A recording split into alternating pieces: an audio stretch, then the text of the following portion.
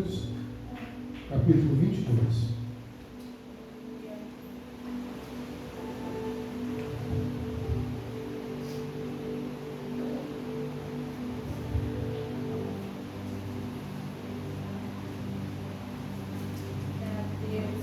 Números, capítulo 22. Como seria uma leitura muito grande, muito extensa,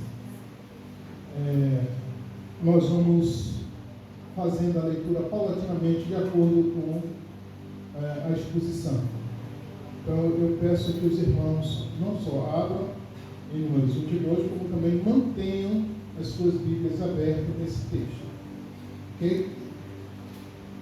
Bem,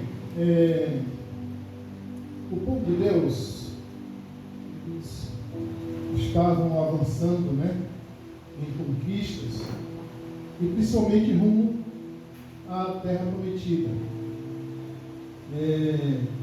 No verso 1 do texto que nós pedimos que abrisse, diz o seguinte: depois os filhos de Israel partiram e acamparam-se nas planícies de Moabe, além do Jordão, na altura de Jericó.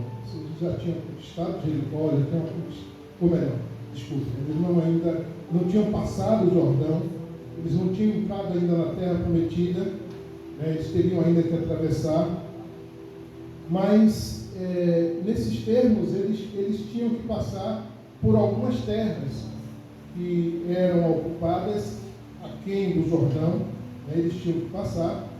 Mas o problema estava nos povos que estavam ocupando essas terras, que além de não permitir com que eles passassem, ainda abriam guerras contra eles, Abriam guerras. E aí Deus estava à frente do seu povo e saía vencendo todas as batalhas, E somado ao que as notícias que corriam, As notícias que corriam que o povo de Deus estava escravizado no Egito, e como Deus tirou o povo da escravidão, como Deus abriu o mar para eles passarem, como Deus cuidou do povo no deserto, Tudo isso contribuía para desespero daqueles propensos inimigos de Israel.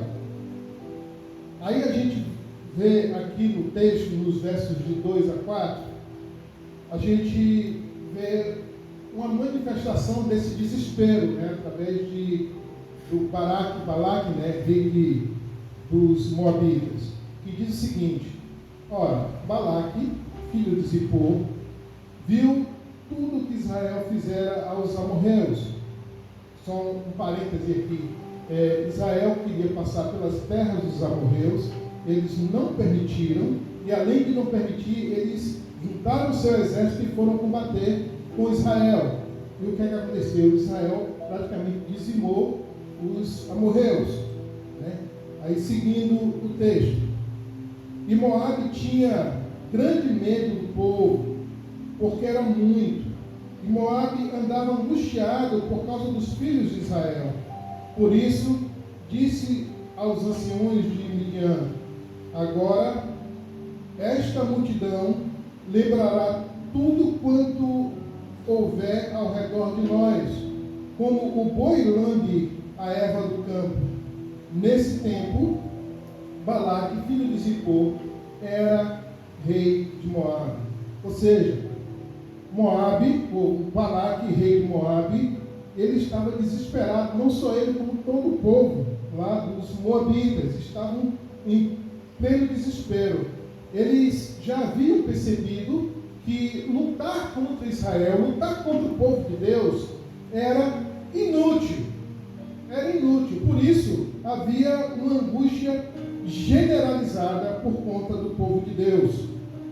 E daí começa uma luta para derrotar o povo de Deus, para arrumar uma estratégia, arrumar um meio de derrotar o povo de Deus. Só fazendo mais um parênteses também. Isso vale para nós, irmãos, que o povo de Deus dos dias de hoje são os cristãos. nós que entregamos as nossas vidas nas mãos de Jesus. De sorte que, muitas das vezes, o mundo se levanta contra nós, se levanta em guerra contra nós, com proibições, com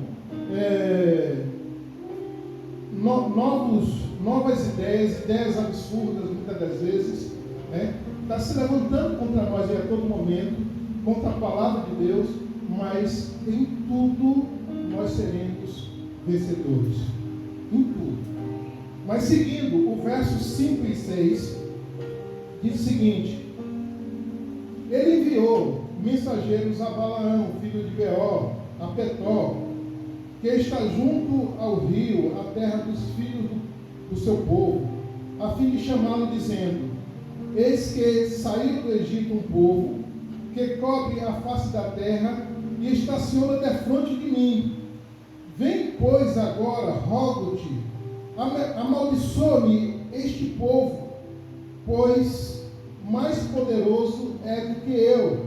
Porventura prevalecerei, de modo que o possa ferir e expulsar da terra, porque eu sei que será abençoado aquele a quem tu abençoares, e amaldiçoado a quem tu amaldiçoares. Como eu havia dito, estavam-se atrás de uma estratégia para derrotar aquele povo. O rei de Moabe, Balaque, estava louco, tentando achar um meio de derrotar o povo de Deus. E aí surgiu a ideia. A ideia era convocar alguém que pudesse amaldiçoar aquele povo. E havia, numa região próxima, um feiticeiro, cujo nome deles era Balaão. Na maioria das versões, a gente ouve falar que Balaão é profeta. Balaão, ele não era profeta.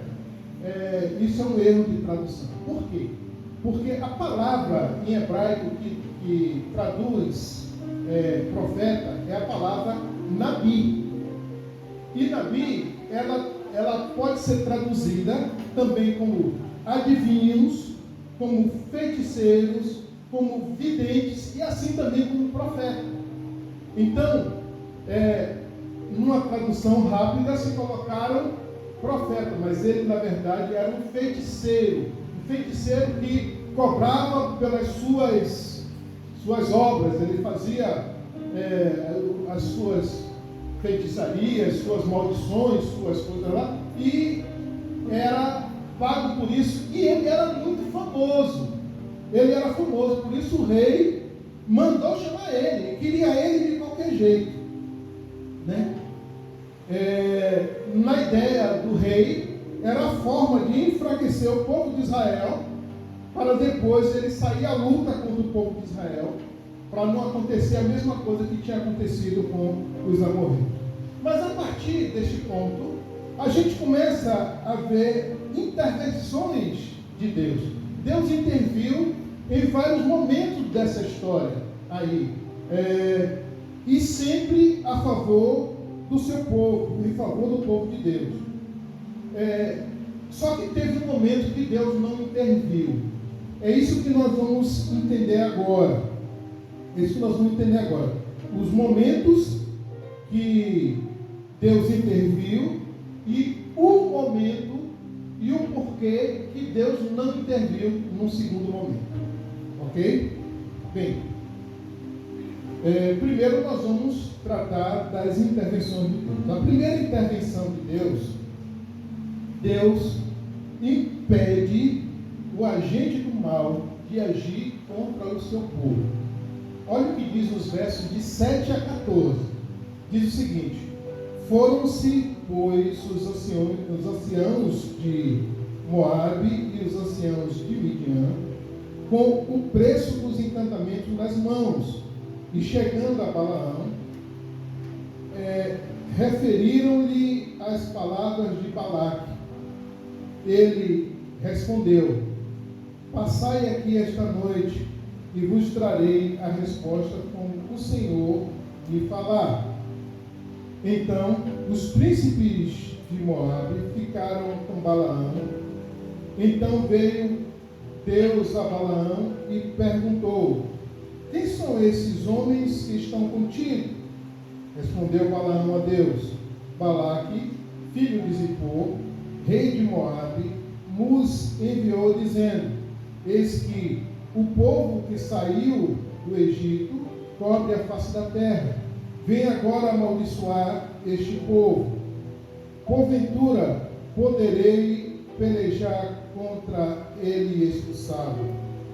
E Deus disse a Balaão: não irás com eles, não os amaldiçoará, porquanto é povo bendito. Levantando-se Balaão pela manhã, disse aos príncipes de Balaque: ide para a vossa terra, porque o Senhor recusa deixar-me ir convosco. Levantaram-se, pois, os príncipes de Moabe, vieram a Balaque e disseram: Balaão recusou vir conosco.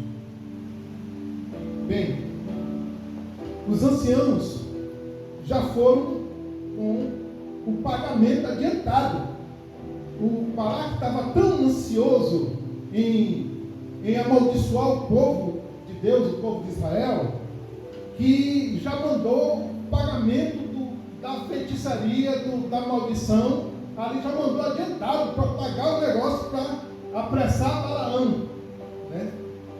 Só que Balaão, ele sabia também, ele tinha conhecimento do que tinha acontecido com o povo no meio da sua trajetória, que Deus estava agindo no meio desse povo. Então, ele temeu nisso aí. E ele tinha que tirar essa dúvida com Deus.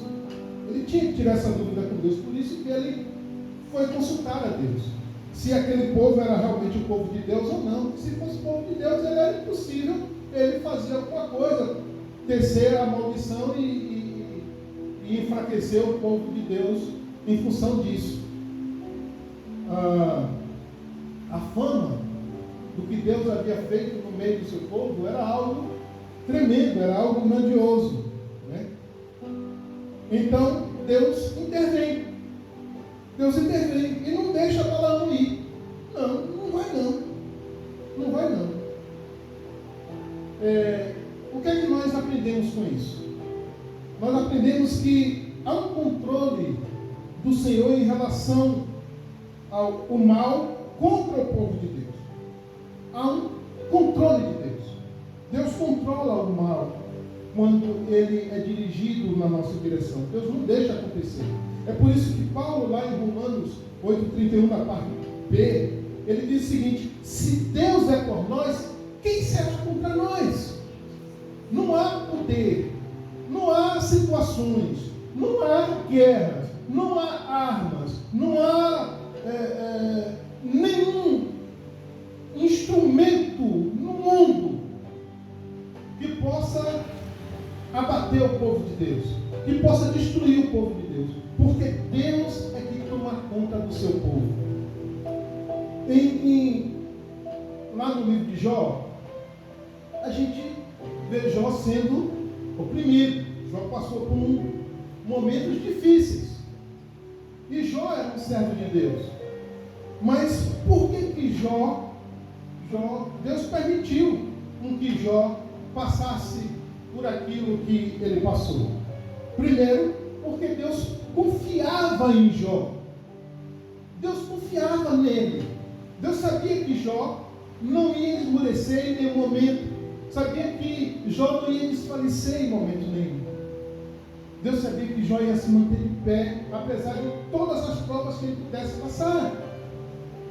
O verso 8 do capítulo 1 diz isso, diz assim: disse o Senhor a Satanás: observaste o meu servo Jó, que ninguém há na terra semelhante a ele, ninguém íntegro e reto, que teme a Deus e se desvia do mal. Deus via as atitudes de Jó e confiava plenamente nele. Deus confiava plenamente nele. Um outro aspecto também é que Deus colocou limites. Deus não deixou que o inimigo pegasse Jó ali e fizesse o que quisesse. Deus colocou limite. Olha o que diz o verso 12. E disse o Senhor a Satanás: eis que tudo que ele tem está no teu poder, somente contra ele não estenda a tua mão. Foi limitado ali o negócio. Deus colocou limite. E o inimigo, ele não pode tocar em nós, porque a própria palavra diz que os anjos do Senhor acampam ao nosso redor. Os anjos do Senhor estão a todo tempo nos protegendo, estão a todo tempo cuidando de nós. Esse é o trabalho dos anjos de Deus. Anjos de Deus, eles não têm autonomia, mas eles são extremamente obedientes ao mandato de Deus. E um dos mandatos de Deus é quanto à nossa proteção. A gente não faz ideia, irmãos, do que está aqui no âmbito invisível. Pode ter anjos do inimigo, pode ter aqui, mas eles nem conseguem se aproximar de nenhum de nós, porque ao nosso redor está os anjos do Senhor e sobre nós está o Espírito do Senhor. A segunda intervenção Deus, ele permite que Balaão vá, mas que ele só faça o que ele mandar. Determinou os limites, novamente. Versos 15 ao verso 21, diz assim: Balaque, porém, tornou a enviar príncipes, e em número maior e mais honrados do que aqueles. Esses vieram a Balaão e lhes disseram: assim diz Balaque, filho de Zippor, rogo-te que não te demores a vir a mim, porque grandemente te honrarei e farei tudo o que me disseres. Vem, pois, rogo-te, amaldiçoar-me este povo. Respondeu Balaão aos servos de Balaque: ainda que Balaque que me quisesse dar a sua casa cheia de prata e de ouro, eu não poderia ir além das ordens do Senhor para fazer coisa alguma, nem pequena e nem grande. Agora, pois, rogo-vos que fique aqui ainda esta noite, para que eu saiba o que o Senhor me dirá mais. Veio, pois, Deus a Balaão de noite e disse-lhe: já que estes homens te vieram chamar, levanta-te e vai com ele. Todavia, farás somente aquilo que eu te disser. Então, levantou-se Balaão pela manhã, albardou a sua jumenta e partiu com os príncipes de Moabe. Balaque, ele é insistente.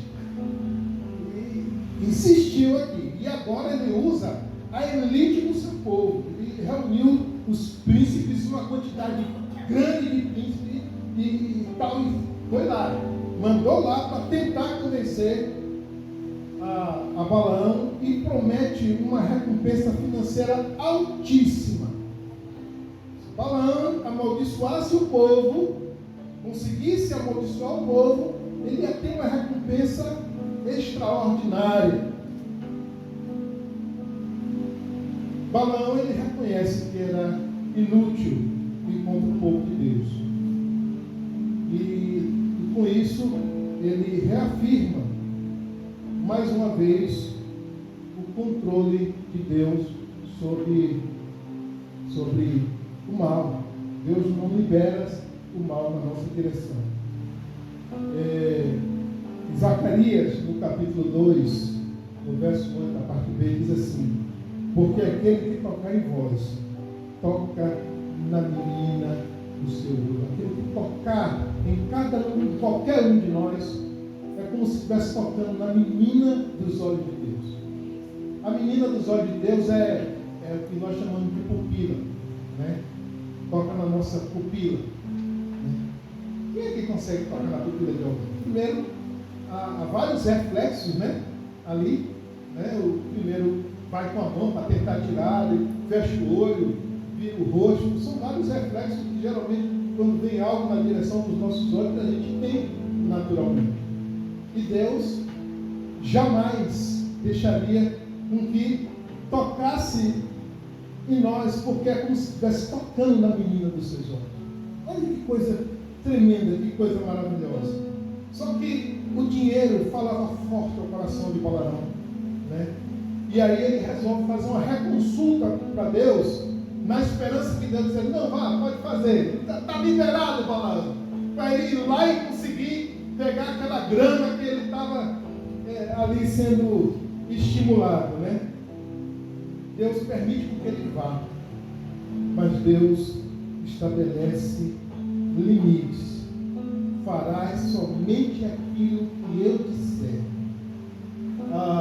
Martinho Lutero, ele dizia que o inimigo, Satanás, era como se fosse um cachorro de Deus. Como se Deus dissesse, pega Rex. Aí ele ia lá, rouba Rex. Em relação ao povo de Deus, é isso aqui. Não toca no meu corpo. Isso é controlar. A gente vê que a própria palavra de Deus diz que Satanás é o Deus desse século, né? Ele diz que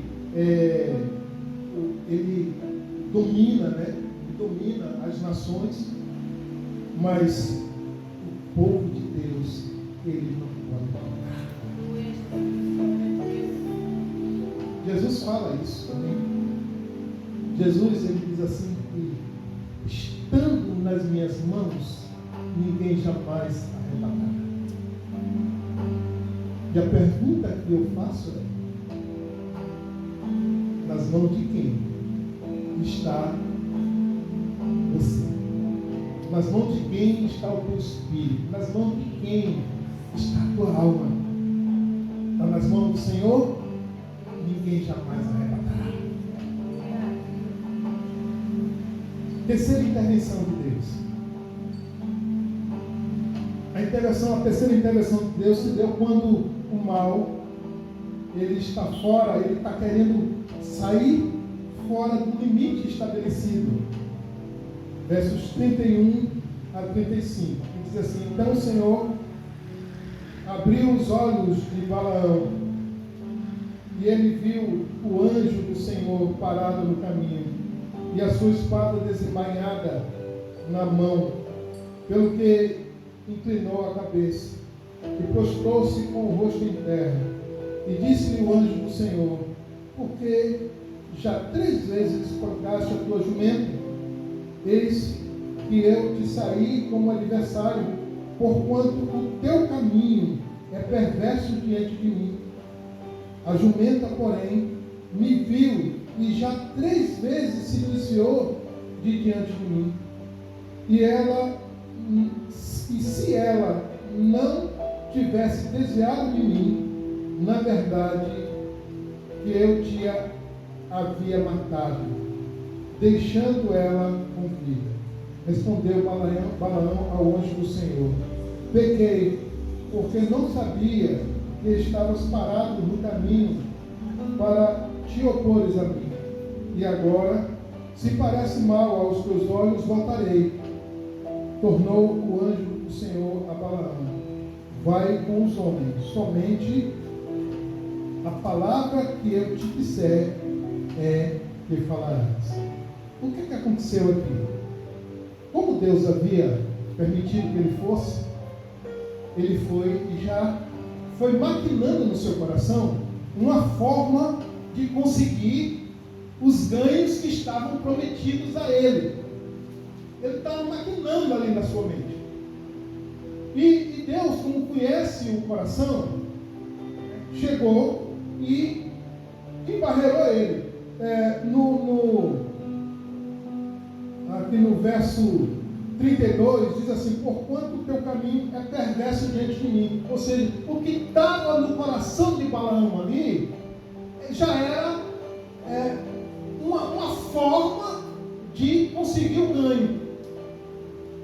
Deus, conhecendo isso, aí protagonizou aquele episódio, né? Que a jumenta fala, né? A jumenta fala como 3 vezes, e ele espanca a jumenta se livra do anjo, o anjo está com a espada, vai matar Balaão, e a própria jumenta, ela se desvia do anjo, né? Até que chegou uma hora que o anjo se colocou numa posição que a jumenta não podia passar. Aí o que ela fez? Ela chegou, se deitou no chão e Balaão saiu e começou a espancar a jumenta e tal. E ele ficou com tanta raiva, ele ficou com tanto ódio, ele estava com tanta ira, que a jumenta estava falando com ele e ele respondendo a jumenta e não estava entendendo que era uma jumenta falando. Ele não se deu conta que era um animal falando com ele. Olha que coisa tremenda. E a jumenta, por que você está me batendo? Eu só quero estar bravo batendo. E ela, mas eu já fui mal com você alguma vez, já fiz coisa errada com você, você não tem mim há tanto tempo, eu já fiz alguma coisa para lhe prejudicar. E ele não queria nem saber, e ele respondendo a jumenta. E tão irado que ele estava. Até que o anjo abriu os olhos dele.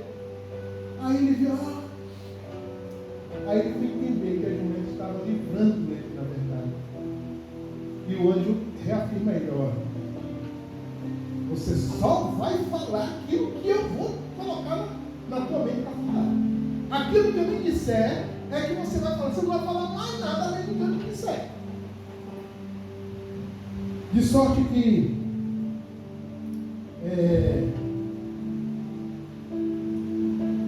Balaão ficou arrochado ali. Qualquer deslize que ele tivesse ali, ele seria morto. E essa foi a promessa do anjo em relação a ele.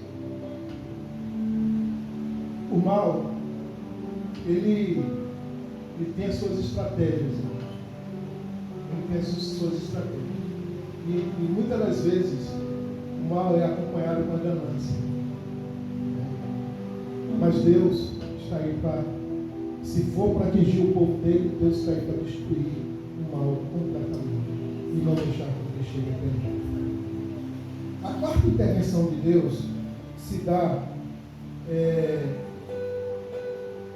contra as maldições que Balaque queria que Balaão colocasse, porém Deus transformava em bênção toda a maldição.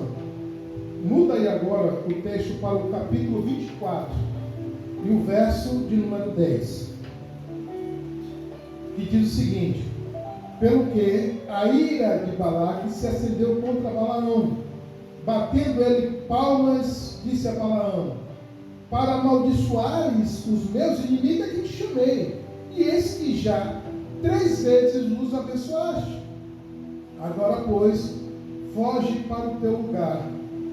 Eu tinha dito que certamente te honraria, mas eis que o Senhor te privou dessa honra. Todas as vezes que Balaque fez sacrifício, matou boi, matou carneiro, 7 carneiros, tal, armava altar, fazia tudo, chegava lá, na hora, ao invés de Balaão amaldiçoar, as palavras que saíam da boca de Balaão eram palavras de bênção, abençoava o povo. E aí ele chegou a hora que ele esgotou. Não, eu quero que você vá embora. E outra coisa, não vou lhe pagar um centavo. Você não tem direito a nada, não. Vai embora. Perdeu a oportunidade de ganhar muito dinheiro. Perdeu a oportunidade.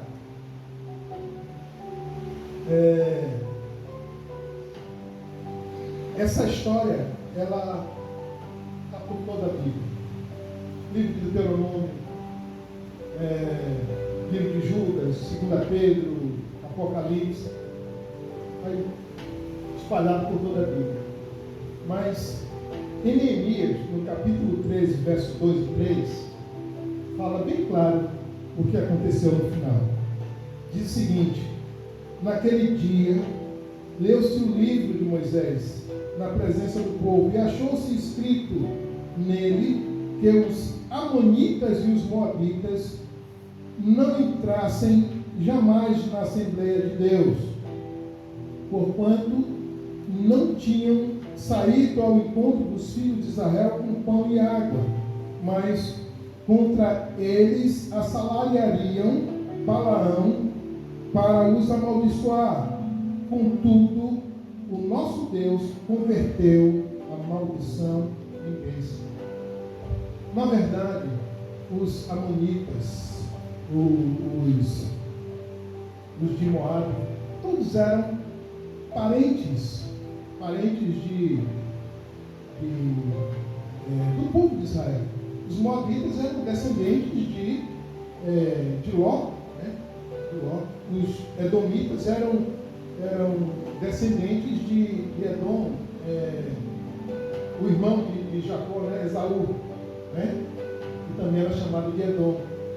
Então, eles eram parentes, e Deus não queria exterminar esses povos. Era só permitir com que passasse, até porque a conquista da terra prometida ia se dar do outro lado do Jordão, e eles estavam do lado de cá do Jordão. Não havia interesse nenhum da parte de Deus de exterminar esses povos. Só que os povos se arvoraram e iam para cima. Israel tinha que se defender, e Deus ali agia e exterminava o povo. E nesse caso, era mais um. E era para que os midianitas recebessem o povo de Israel, como diz aqui o texto, com pão e água, com comida, suprindo, ajudando eles para que eles continuassem do outro lado da sua trajetória. Não era para eles saírem à luta. Não era o objetivo do povo de Israel lutar contra aqueles povos. Mas eles erraram, eles não entenderam, eles simplesmente foram contra o povo de Deus e ainda tentando amaldiçoar. Sorte que Deus, nessas intervenções, cuidou do povo. E se nós formos observar todas as intervenções do âmbito espiritual, né? Tudo aquilo que era do âmbito espiritual, que o povo não estava preparado para repreender, e para entender, e para lutar contra, né? Deus fez a obra, Ele lutou contra quem deveria, e não deixou que o povo fosse amaldiçoado de jeito nenhum, né? Muito pelo contrário, que o povo fosse abençoado. Porém, teve um momento em toda essa história que Deus, Ele não interviu para proteger Israel. E isso está lá em Números. Muda aí sua página para o capítulo 25. Capítulo 25, que diz assim: ora, Israel demorava-se em Sitim, e o povo começou a prostituir-se com as filhas de Moabe, pois elas convidaram o povo aos sacrifícios dos seus deuses. E o povo comeu, inclinou-se aos seus deuses, porquanto Israel se juntou a Baal-Peró, e a ira do Senhor acendeu-se contra ele. Disse, pois, o Senhor a Moisés: toma todos os cabeças do povo e enforca-os ao Senhor diante do sol, para que a grande ira do Senhor se retire de Israel. Então Moisés disse aos juízes de Israel: mate cada um dos seus homens que se juntaram a Baal-Peró. O que é que aconteceu aqui? Apesar do texto não detalhar o que realmente aconteceu, a gente tem outros textos que nos dá a clareza do que aconteceu aqui. E um desses textos é Apocalipse, no capítulo 2, no verso 14, que diz o seguinte: algumas coisas tenho contra ti, porque tens aí os que seguem a doutrina de Balaão, o qual ensinava Balaque a lançar tropeços diante dos filhos de Israel, introduzindo-os a cometerem as coisas sacrificadas aos ídolos e a se prostituir. O próprio Balaão, quando ele não pôde amaldiçoar o povo de Israel, e querendo os seus lucros, querendo o seu dinheiro, e Balaque já tinha se zangado com ele, ele começou a ensinar Balaque como fazer para derrotar o povo, sem que precisasse daquela maldição. E qual era a estratégia que Balaão ensinou a Balaque? Qual era? Ele ensinou o que é chamado aqui de doutrina de Balaão. Ele disse: olha, nós vamos trabalhar esse povo para destruir ele de dentro para fora. Como é que é isso? A gente faz o povo constituir, faz o povo participar dos sacrifícios, faz o povo comer os sacrifícios e faz o povo inclinar os seus deuses. Aí o próprio Deus vai destruí-los, porque Deus não vai suportar eles fazendo essas coisas. E Balaão ensinou a doutrina de Balaão, ensinou ali, e de certo modo, entre aspas, deu certo, porque o povo começou a fazer, deixando com que as moabitas se chegassem a eles coabitando com as moabitas, se misturando e deixando Deus para ir participar do sacrifício dos deuses de Moab. E a ira de Deus, ao invés que agora ir contra os inimigos para proteger o povo de Israel, a ira de Deus se acendeu contra o próprio povo. Irmãos, essa história, essa estratégia que Balaão usou, que é chamada como doutrina de Balaão, é uma história antiga. É uma história que se repete, que se repete, que se repete. Séculos, milênios e milênios passam e a história se repete. Por que pareça? A história se repete, a história vem se repetindo constantemente. Primeiro começa lá em Adão e Eva. Começou lá em Adão e Eva. O que a serpente fez? Enganou a Eva e começou ali a induzir ela ao erro. Né? Induzir ela ao erro. E ela caiu. E de repente ela levou o seu marido junto. Dalila e Sansão e Dalila. Sansão estava lá, acabou. Os filisteus infiltraram Dalila ali na vida de Sansão e foi menor as forças de Sansão, cortando os seus cabelos, fazendo Sansão confessar onde é que estava a força, e de repente cortou os cabelos e deixou o cara fraco de novo. Na verdade, a força de Sansão vinha de Deus, ali era só um símbolo, né? Um símbolo da força. Simplesmente. Aí o que aconteceu? A caminhada dos israelitas teve que parar. Teve que parar. Os tempos das conquistas ficaram adiados. Por quê? Porque eles estavam se deixando contaminar. Essa tática do inimigo nunca mudou, gente. Mas sempre o povo tem caído.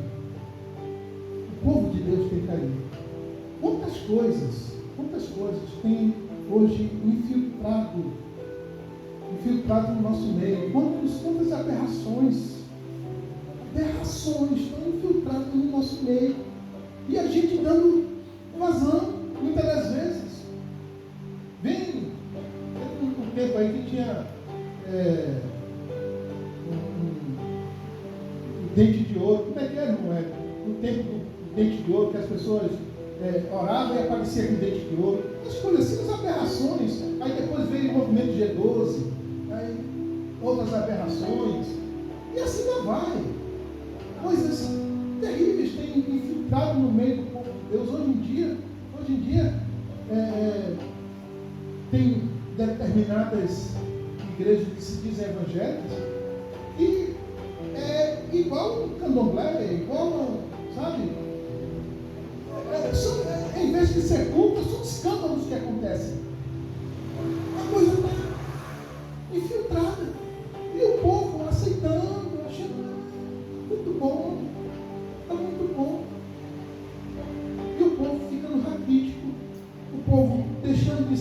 amaldiçoado, o povo deixando de crescer, o povo deixando de pregar o Evangelho, o povo deixando de cumprir o seu propósito e se adaptando a essas coisas, a essas heresias, a essas aberrações. Hoje continua a mesma coisa, é a mesma coisa do tempo passado. O inimigo ele não brinca, irmão. O inimigo não brinca. Aí a gente observa em tudo isso que as intervenções externas, Deus cuidava. Ela queria amaldiçoar, não vou deixar. Amaldiçoar meu povo, de jeito nenhum, meu povo é um povo abençoado. Sim ou não? O nosso povo é um povo abençoado. Meu povo, é como diz assim, como se Deus tivesse, meu povo é um povo abençoado. Ninguém amaldiçoa meu povo, não. Ele toma conta, ele cuidou. Mas o que é interno a cada um tem que cuidar. Não é Deus que vai cuidar de resolver as suas tentações, não. É você que tem que vencer as suas tentações. É você que tem que vencer os seus problemas. Não é Deus que vai se levantar, não, eu vou vencer aqui a tentação de Agostinho. Não, ele não vai não. Agostinho que se vire. Porque isso não cabe a Deus, isso é coisa nossa. Deus só coloca a mão, irmão, naquilo que é impossível ao homem. E as nossas tentações, elas são possíveis a nós. Jesus provou isso. Jesus foi tentado. O cara estava 40 dias lá, sem comer e sem beber. 40 dias no deserto. E olha que deserto é terrível. Deserto, de dia, é aquele sol escaldante, 50 e tantos, às vezes até acima de 50 graus. E durante a noite chega a 0 graus. O Senhor estava lá. Enfrentou tudinho e de repente chega lá, olha. Não é você o filho de Deus, mas não essas pedras irmãs. O corpo, a carne, com certeza chegava a salivar. Mas a tentação tinha que ser vencida. E Jesus dá o exemplo para nós. Jesus dá o exemplo para nós. A gente precisa vencer aquilo que não é de Deus, aquilo que cabe a nós. A mídia, a sociedade, elas estão aí só para aguçar. Só para aguçar, colocar, aguçar a nossa mente para a gente descer mais, para a gente descer, para a gente cair. Aí a Netflix, você tem muitos filmes bons, mas é raro você pegar um filme da Netflix que não tenha um caso de homossexualidade. O que é isso? Treinando a cabeça. São músicas. É difícil você ter uma música que não tenha, essa música do dia de hoje, que não tenha coisa de prostituição, de bebida, de não sei o quê. É difícil. Para que isso? Para minar a mente da pessoa. Para minar a nossa mente. A gente tem que estar atento, a gente tem que se despertar. Deus, Ele não vai te proteger daquilo que você pode vencer. Mas Deus é tão generoso, Deus é tão maravilhoso, Deus é tão bondoso.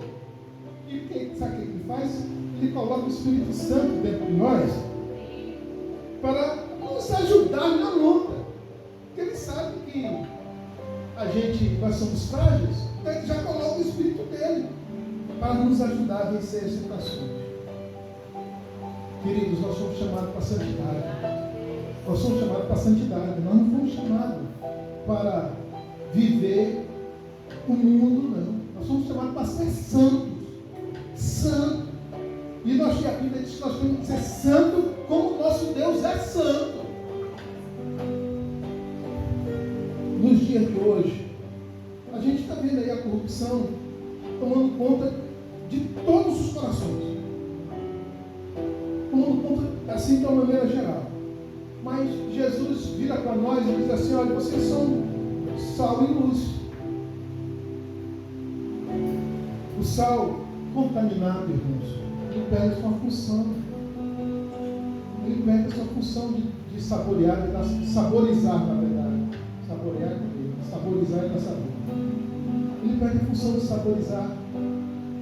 O sal, ele tem que ser limpo, puro, para poder saborizar outras vidas, senão ele não vai conseguir. Ele não vai conseguir. Quem você está influenciando com as suas atitudes? O ser sal é isso. Ser sal é influenciar. Quem você está influenciando com as suas atitudes?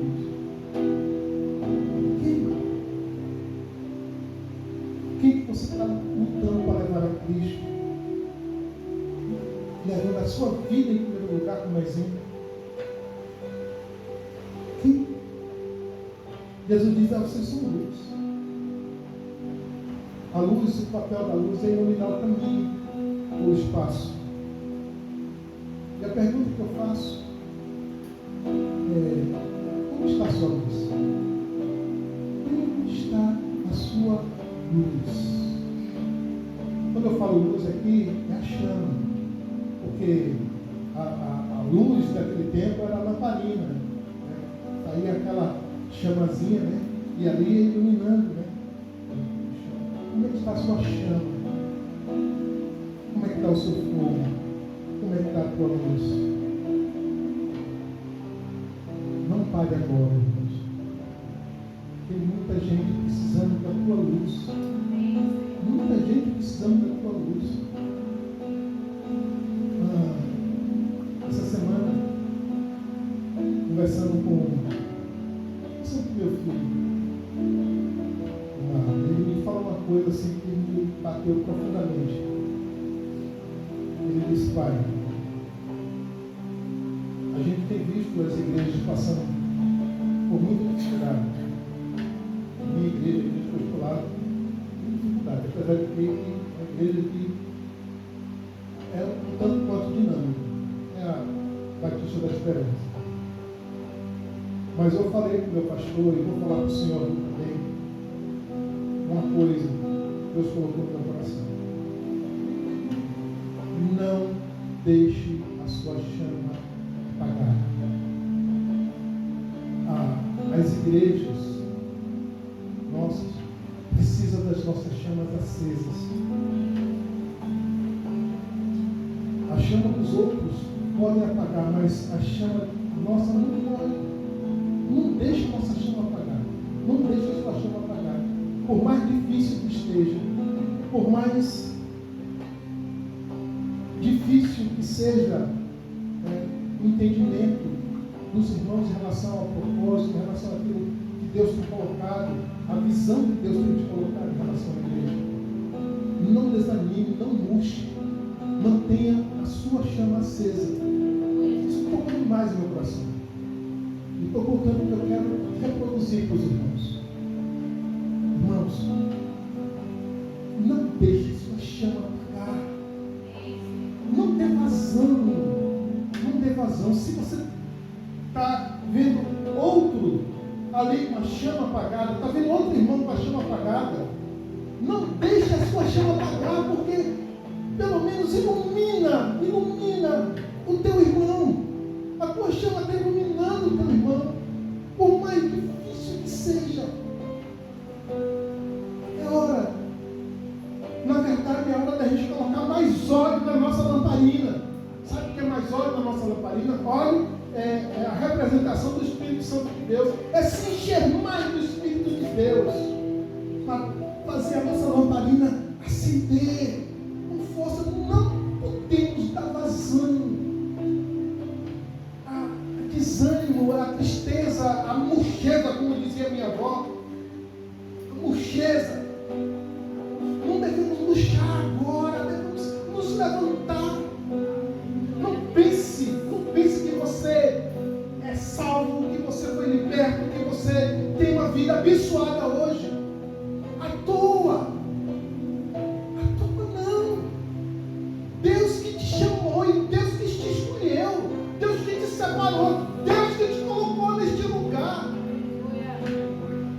Você podia estar hoje na Assembleia de Deus, você podia estar hoje na igreja do pastor Eurides, na igreja do pastor Desílio, em qualquer outra igreja.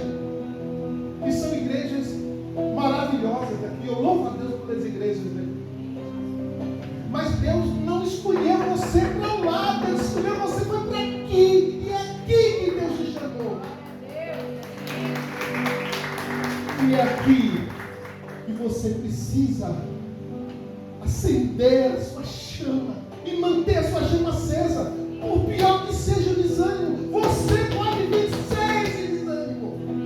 Você pode vencer essa tristeza no teu coração. Você pode vencer os parâmetros, as ideias, as filosofias, os pensamentos que fazem você ficar no canto hoje, sem atividade. Deus tem uma obra confiada nas nossas mãos. Deus tem uma grande obra confiada nas nossas mãos. E você é protagonista nisso. Nós somos chamados para ser protagonistas na obra de Deus. Tome posse disso, irmãos. Acenda a tua luz. Não deixe a tua luz apagar. Olha ao redor. Olha ao nosso redor. Quantas pessoas hoje, que se morrerem hoje, vão estar perdidas ou sucumbir. Precisando da tua luz. Pare de murcheza. Se levanta, meu irmão. Pastor, mas tem coisas no seu ministério que eu não concordo. Converse. Venha conversar. Venha conversar, venha entender. Venha orar comigo, juntos, pelos outros. Mas não pare. Não pare, não murche. Não deixe com que o inimigo entre, mine as suas forças, jogue você no chão e você fica no chão. Eu quero concluir com uma história. Charles Spurgeon, ele contou essa história, que é uma história verídica. Ele foi chamado para orar por uma mulher que estava em estado terminal, enferma, muito grave. E ele foi lá visitar essa mulher. Essa mulher, ela tinha trabalhado de doméstica por toda a sua vida, na casa de um homem, e o homem era sozinho, ele não tinha família, não tinha ninguém. E ela cuidou dele até a sua morte. E agora a vez dela estava para morrer. E Spurgeon chegou na casa da mulher, uma casa paupérrima, tudo assim,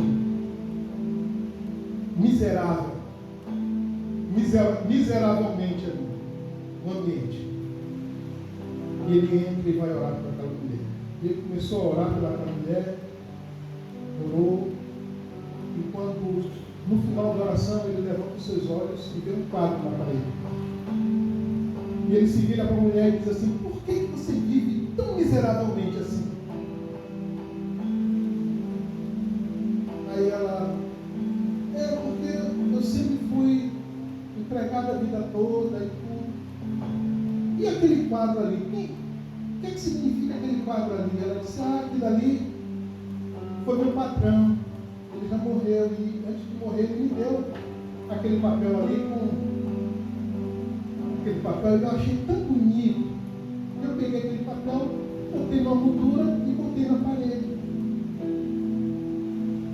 Aí ele disse: minha senhora, sabe o que é que tem ali naquele papel?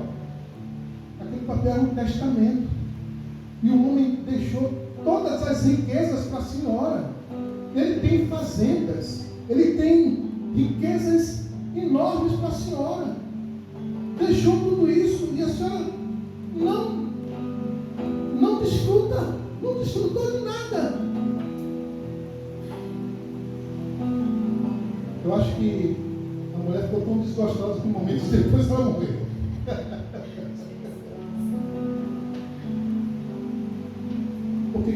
nessa história.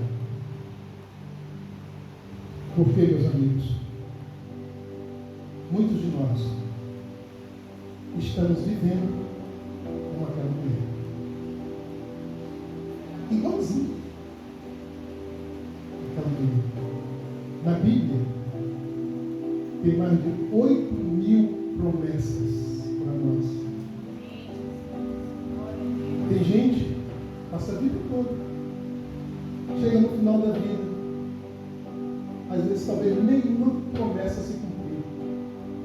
Ou a promessa da salvação, tudo bem, essa se cumpre. Uma ou duas promessas se cumprem, mas o restante não se cumpre. Mas tem lá 8.000 promessas que você toma posse. E muitas das vezes, em função da gente deixar a nossa lâmpada apagar, a gente não toma posse das promessas que Deus tem para nós.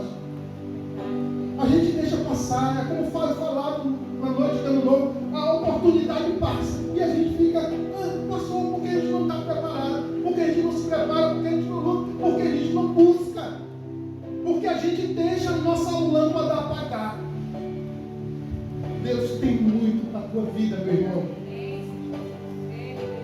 Deus tem muito para a tua vida. Tome posse da sua identidade, como filho de Deus, protagonista na causa de Deus, autoridade como cristão neste mundo. Não deixe a sua chama apagar. Que Deus nos abençoe. O grupo de louvor pode ir. O grupo de louvor vai estar cantando agora. Ouça bem o que é dito nessa música. Pense em você, Deus. E aqueles também que trouxeram seus dízimos e ofertas, onde colocaram a mão. Pode parar o culto. Quem trouxer dízimo e oferta pode colocar. Mas todos